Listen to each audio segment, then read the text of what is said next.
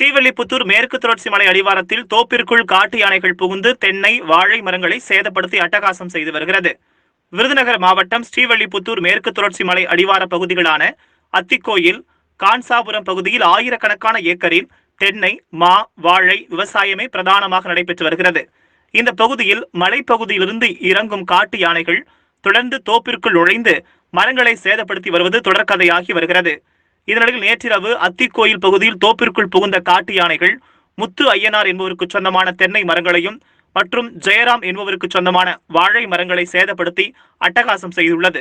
தொடர்ந்து இதுபோன்று காட்டு யானைகள் விவசாய நிலங்களை அட்டகாசம் செய்து வருவதாகவும் வனத்துறையினர் சம்பவ இடத்தை பார்வையிட்டு உரிய நிவாரணம் வழங்கவும் காட்டு யானையை விரட்டவும் நடவடிக்கை எடுக்க வேண்டும் என விவசாயிகள் கோரிக்கை விடுத்துள்ளனர்.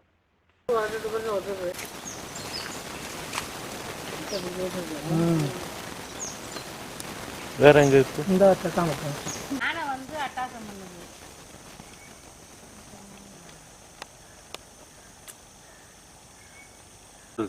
அது வேணால சாஞ்ச மாதிரி தான் துப்புரா குடுத்தலாம் மொட்டையா வச்சு இது வா முடிச்சு பக்கத்துல வந்து நீங்க எங்க காடு அது ஒண்ணு எங்க காடு வந்து வாழை பார்த்தாலும் நீங்க ஆச்சரியப்படுவீங்க. கொஞ்சம்